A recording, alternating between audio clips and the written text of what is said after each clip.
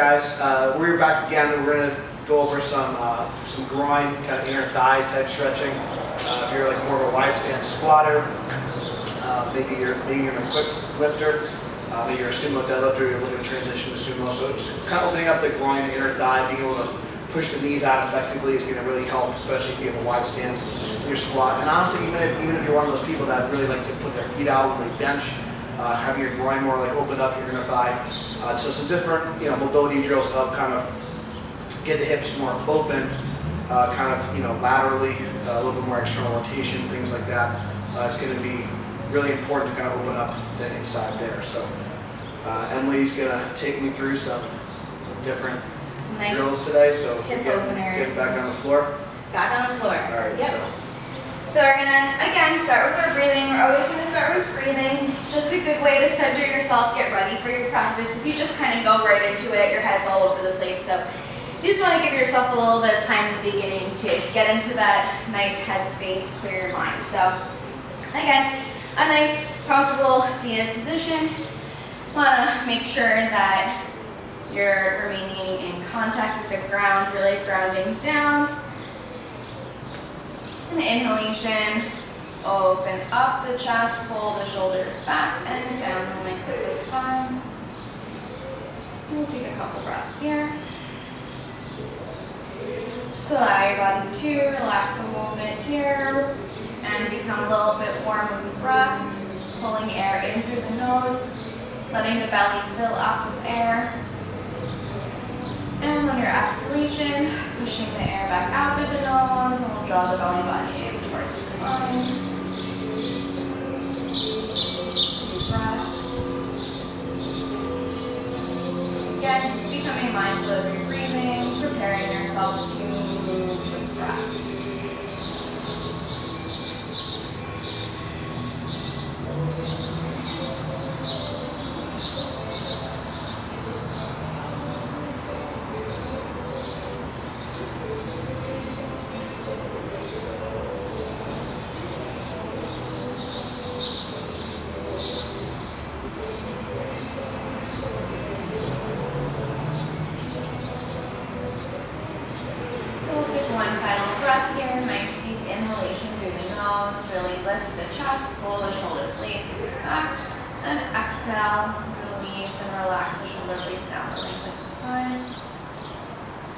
And if your eyes are closed, you can allow them to open nice and slow. Alright, we're going to come into child's pose first and then move into a little bit of a frog pose here. So we're just going to bring hands to the front, swing the legs around, and come into your tabletop. So again, for tabletop, pressing the palms into the ground, fingers nice and spread, and elbows and wrists directly underneath the shoulders, knees directly underneath the hips. Nice flat back, we're going to pull the belly button into the spine, tuck the tailbone, create a nice long line and set your gaze between the palms. So we're going to come into our child's pose here. We're going to do a little different child's pose. So we're going to take the feet together, so toes touching, and really widen out the knees as much as you can, whatever feels comfortable for you. Keep that spine nice and long, a nice deep inhalation. And on your exhalation, send the hips back towards the heels. We're going to press the arms out in front. Let the head come to the ground. Take a couple breaths. Just get the body warm and ready for movement. You'll already feel a little stretch in the hips here, a little opening in the groin, inner thigh.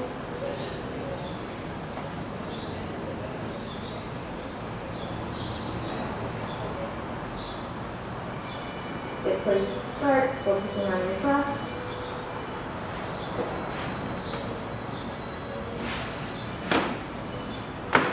Let the arms relax, let the shoulders relax, pulling them away from the ears.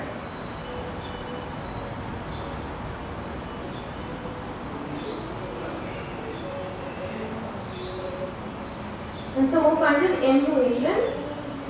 And on your exhalation, I'm going to draw the palms next to the chest, forearms on the ground. We're going to press to the palms, press to the forearms, lift the chest, look forward. So we're actively pulling the shoulder blades together. So this is opening the back as well as the hips.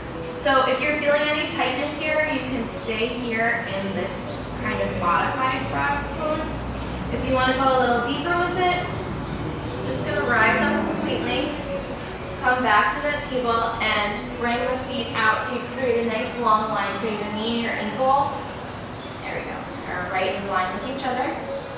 So we're gonna move the arms out, hands out in front, come back down onto the forearms. So this is a little stretch here, and however, like whatever kind of amount of space feels good for you, you can kind of slide the knees out a little bit more apart. Always kind of making sure that the knee and the ankle are lined up. And we're gonna draw the toes towards the shoulders.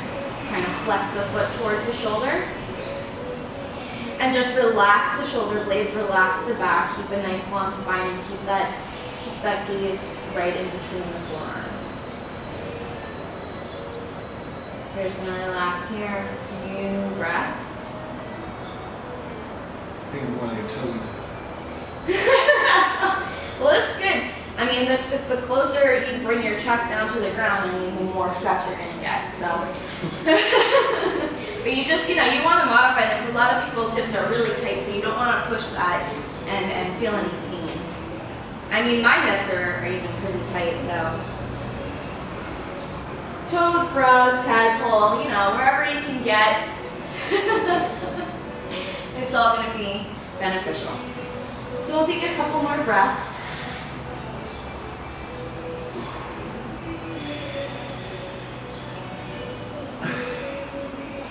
No holding the breath. And we'll come out of this. So bring the arms in a little bit closer, and then you just want to kind of pull the knees in, however it's easy for you, and find that tabletop again. Good, how's that feel? Let me stretch something. Yeah, no, that's good. I think getting your hips like open and kind of like your pelvis, hips like closer to the barbell and the Sumo Deadlift is really challenging. But hanging out in that frog pose a couple of times a week can definitely help. I know like it's definitely, it's one of the things that's definitely helped get my Sumo Deadlift a little bit better. It still needs work, but definitely beneficial if you have trouble getting your hips open and your hips close to the bar. So. Awesome. So we're going to move into gate pose, and again I'm going to do 2 modifications for this. I'm going to do a little modifier and then the full kind of version. So we're just going to press with the palms, inhale, and rise up completely so we're kneeling. So bring the knees a little bit closer together so they're about a distance apart. We're going to take the right leg and bring the foot forward. Yeah. Okay. So you just want to create like your stable base here before you come into the pose. So once you feel nice and stable, we're going to open the leg out. So you want now your foot to be a 90-degree angle, so your leg is nice and open here. So you're already probably, if you have tight hips, going to feel a little stretch here. So you can stay here, this is totally fine. If you want to go a little further, you can walk the foot out so you create a little bit of space. We're going to inhale, left arm reach high. Good. Exhale, bring the elbow to the knee and reach over. So we're opening up this whole side body, really pulling the rib cage apart and pressing into the leg, opening up. So if you feel good here, you can stay here. If you want to go a little deeper, you can take that right hand, drop it down to the ground. Keep that arm, and we're really pulling that shoulder back and reaching forward. Good, so if it feels like it's hurting you, just keep that elbow on the knee. If you want to go even deeper and you're a little bit more flexible here, you're going to lengthen out the leg. Heel to the ground, you're going to draw the toes towards the body. Again, inhale, that arm up, reach, and maybe bring the hand down to the ground. I gotta actually put something here if I wanted to just... Yeah, so if you have a block, you can put a block here in place so you can rest your hand on that. So you can, use little props to help you here.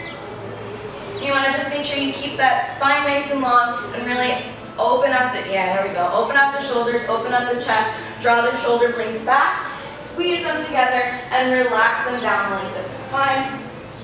And keep everything in a nice long line.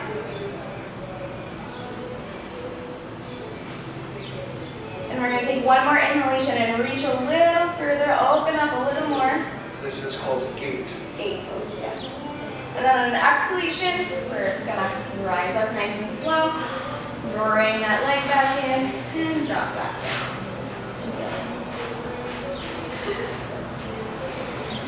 And then we're just going to switch right on over to the other side. So first, we're going to bring that left foot forward. And make sure that that knee and that ankle are lined up nice, right with each other. Create a nice base here. And then when you're ready, you're going to open out. So just kind of like heel toe a little bit. Make sure kind of that your right leg is kind of hip distance here, so your knee is right directly underneath your hip. You want to just keep everything in the center, be nice and long. So you can stay here again if this is feeling good for you. If you want to go a little deeper, gonna inhale, that right arm up. Exhale, reach, and let the left elbow just rest on the knee. And if you want to go deeper with it still, inhale, reach a little deeper. Exhale, let that arm fall down. If you have a block, you can put your block here, lean on that. And if you have a decent amount of flexibility in your hips and your groin and you want to try to go a little further, you're just going to lengthen out the leg. Heel in contact with the ground, draw the toes in towards the body. Again, inhale, reach across the body. Pull the chest open, pull the shoulders back and down the length of the spine and just lift that hip down onto the ground. And again, you can use your block, kind of rest your palm on there. Good. Again, drawing those toes in towards the body, pull the shoulders back. Good, relax the neck, relax the head, and just take a few breaths here. I think another thing that's important just for deadlifting in general, some people struggle with getting their knees straight at the top, like a lockout, and then maybe get called for soft lockouts. A lot of these kind of drills where you're kind of lengthening your leg, pulling your toes up toward your body, like are really good to help increase that. Whether it's some hamstring tightness or whatever the case may be, I know that's kind of helped me too. Sometimes people have trouble just actually locking out their knees in the deadlift, especially a sumo deadlift. So a lot of these drills can also help not just your starting position, but also your finish too. Okay, so we'll take one more nice breath. Inhale, really elongate, open up the side body, feel the ribs pulling apart. And exhale, come back to center, and bring that knee back in front. Good, so we're going to come back to kneeling here. And we're going to move into a low lunge. So we'll start with that right foot. I'm just going to bring the right foot forward here.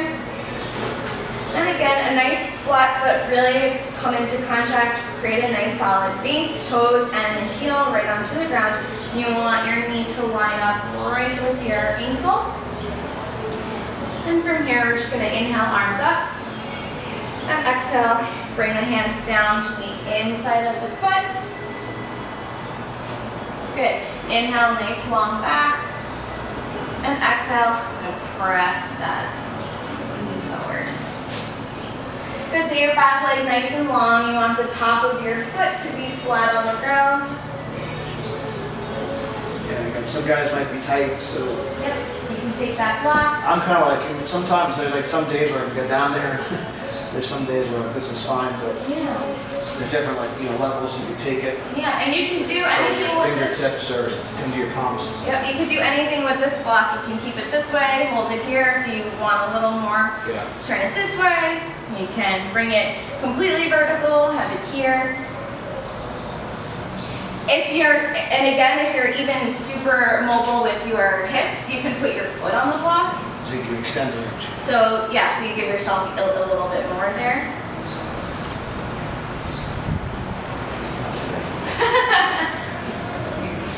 And so again, we're going to take a couple breaths and remember to keep your back nice and long. Keep that gaze in between the palms so you have a nice long neutral spine.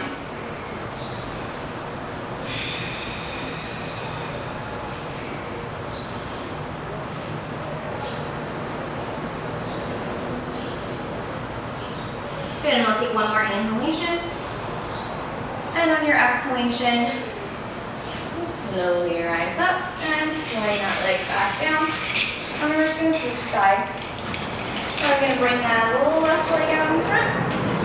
Create a nice solid foundation, a nice base, really press the heel, remaining in contact with the ground, knees right over the ankle. Going to inhale, the arms rise, lengthen out the spine, tuck the tailbone so you create a nice long line. And exhale, hands come down, right to the inside of the foot. And find that long spine again. Inhale, pull the shoulder blades together, and exhale, press the knee forward. So you can walk your hands out in front.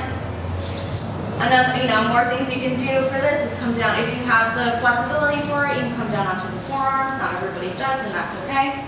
Move the foot out a little bit more in front.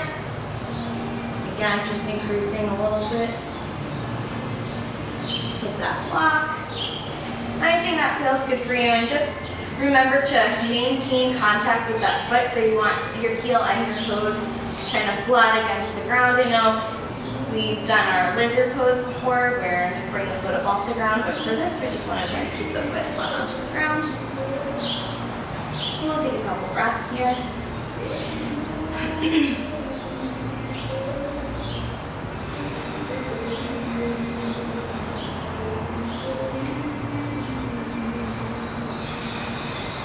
I find this one's really good for just squat depth too, because you're also getting the ankles kind of involved too, letting the kind of drift forward a little bit, so warm up the ankles too.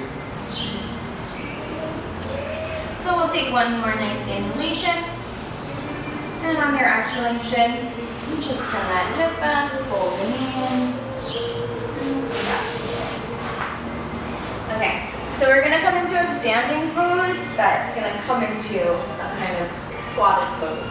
So to get onto our feet, we're just gonna float through our table. So come back to our tabletop, and we're gonna come into downward facing dog. So you're gonna tuck the toes underneath the body. Nice long spine, inhale. And on your exhalation, push the hips up towards the sky and press the heels down towards the back of your space. You're gonna pull the shoulder blades together along the length of your spine. I mean, this is an amazing stretch here too. So you're stretching out your ankles, your calves, your hamstrings. You're getting some stretch in your shoulders and your chest. A lot of stuff going on here. If I want to try and get my heels down, I can really widen my feet too. Yep, you can widen out. Not everyone's gonna get their heels down onto the ground, and that's okay. Some people might be up on their balls of their feet like this, and that's totally fine. Your ultimate goal is, just to feel comfortable in the stretch. So if you need to make any modifications, that's totally fine. So from here, we're just gonna take an inhalation, walk the feet back to meet the hands, let the body hang down a little bit. And an inhalation, slowly rise, nice flat back, and lift up to standing. Arms come up overhead, and exhale onto chest. Good, so we're gonna take mountain pose here. So we wanna have feet hip distance apart. We're really gonna focus on grounding down through the feet here. So you just wanna create a solid base for this kind of squat, malasana kind of variation here. So you just wanna create your base. Then tuck the tailbone under, create a nice long spine. Everything's nice and tight. Really engage the core. Pull your belly button in towards the spine. Inhale, arms come up. And exhale, palms come to chest. Good, so from here, we're just gonna widen out the stance now. So as wide as your kind of normal squat stance would be, or your deadlift if you're doing your sumo deadlift. And toes just out to a little bit of an angle here. So arms come up overhead. Again, tuck the tailbone under, nice flat back. Exhalation, hands come to the center, and we're just gonna squat down. Good, so in prayer pose here, we're gonna drop, bring those elbows in, press the knees out, press the palms in, keep the back nice and long, keep the chest up, and take a few breaths here. So this is really gonna open up the groin, it's gonna open up the hips. If you're having trouble keeping the hands together, you can bring the hands to the ground. and press together. Anything, any variation here, as long as you're keeping your back nice and tall. I find it pretty easy for most people to have their hands in prayer because you're kind of pushing your hands in and giving yourself a little bit more stability here. So we'll take 2 breaths here. No holding your breath. Good, so exhale, we're going to bring the hands down to the ground. Inhale, let the hips rise up. Relax the neck, little fold, and we're just going to heel toe the feet together. So we're about hip distance apart now. A nice inhalation, press through the fingertips, nice flat back, look forward. And exhale, fold. And just let the body hang, relax, and release. And we can do a little bit, we can add in a little bit of a shoulder opener here too. So you're going to take your palms to the back of your head, so kind of like the crown of your head, interlace them together. And inhalation, we're just going to press the palms together and draw the shoulders out, draw the elbows out. So as you're hanging here, yeah, you're just giving yourself like a nice little shoulder stretch as well. And exhale, bring the elbows back together, hands come to the ground, press through the fingertips, halfway lift, and come all the way up to standing. Arms rise, and exhale, palms to chest. Nice. Very good. Yeah, so we get some good little, and you can stay in those for a little bit longer, but again, if it's a little hard for you and you have really tight hips, then 5 to 8 breaths. Yeah, and I think depending like when you're using them or how you're using them, there's nothing wrong with just going in and out of them and just finding where you're comfortable. I recommend with the majority of this stuff probably done after the workout or on an off day, or because a lot of this stuff is more kind of relaxation. It's a different type of breathing, but the more you're kind of like in these positions, I've found that like when I've kept up with this stuff, I don't need to spend as much prep time the day up. When I'm not doing it, I usually feel like I need a little bit more prep time, like right before my workout. So if you're kind of doing this stuff more, a couple of times a week, I'd say for me, I try and get this stuff in like once or twice a week, and just being more consistent with it. I definitely noticed a big difference. Like I said, just being able to get into position when I'm doing it more often. Especially in the case of something like a Sumo Deadlift, it's highly technical, and if you're off just a little bit with your hips, it can really be a detriment. So this stuff's really important. So I hope this video helped you guys and ladies that are watching. Give these a try. Let me know what you think. If you enjoyed the video, please subscribe, please like. Thank you for watching. And remember, namaste, strong. Thank you, and we'll see you next time. Bye. Okay. All right, cool.